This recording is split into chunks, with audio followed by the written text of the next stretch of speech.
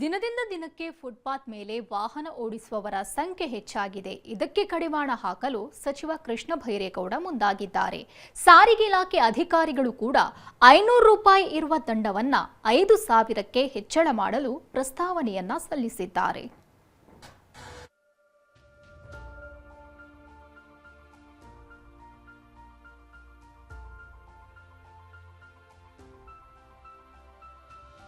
ಬೆಂಗಳೂರು ಅಂದ್ರೆ ನೆನಪಾಗೋದು ಟ್ರಾಫಿಕ್.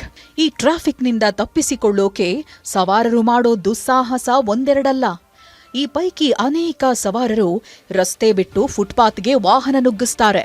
ಒಂದೆರಡು ವಾಹನಗಳನ್ನ ದಾಟಿ ಮುಂದೆ ಹೋಗೋದಕ್ಕೆ ಯತ್ನಿಸ್ತಾರೆ. ಇಂಥವರಿಗೆ ರಾಜ್ಯ ಸರ್ಕಾರವೀಗ ಶಾಕ್ ಕೊಟ್ಟಿದೆ.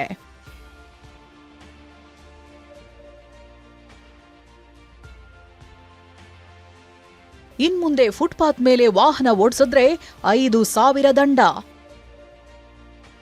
ಸಾರಿಗೆ ಇಲಾಖೆ ಅಧಿಕಾರಿಗಳಿಂದ ರಾಜ್ಯ ಸರ್ಕಾರಕ್ಕೆ ಪ್ರಸ್ತಾವನೆ.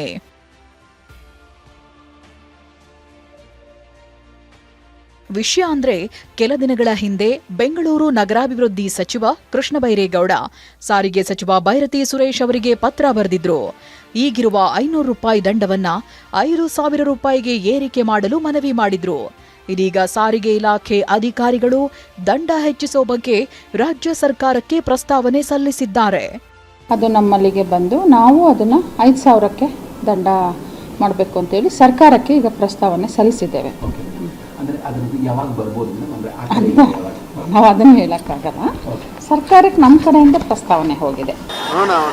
ನಗರದಲ್ಲಿ ದಿನದಿಂದ ದಿನಕ್ಕೆ ಟ್ರಾಫಿಕ್ ಸಮಸ್ಯೆ ಹೆಚ್ಚಾಗ್ತಿದೆ.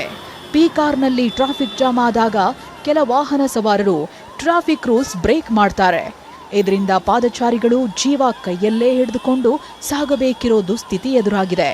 ಈ ಬಗ್ಗೆ ಮಾತನಾಡಿದ ಕಾಲೇಜು ವಿದ್ಯಾರ್ಥಿನಿಯರು ದಂಡ ಹೆಚ್ಚಿಸಿರೋದ್ರಿಂದ ಫುಟ್ಪಾತ್ ಮೇಲೆ ಬರೋ ವಾಹನಗಳಿಗೆ ಬ್ರೇಕ್ ಬೀಳಲಿದೆ ಅಂತಿದ್ದಾರೆ.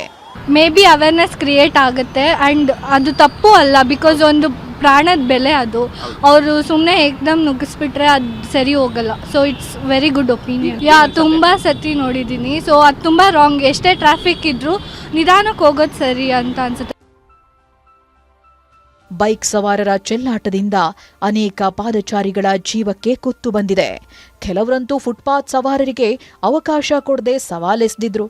ಕೇರಳದಲ್ಲಿ ವೃದ್ಧೆಯೊಬ್ಬರ ಇಂತಹ ನಡೆ ವೈರಲ್ ಆಗಿತ್ತು.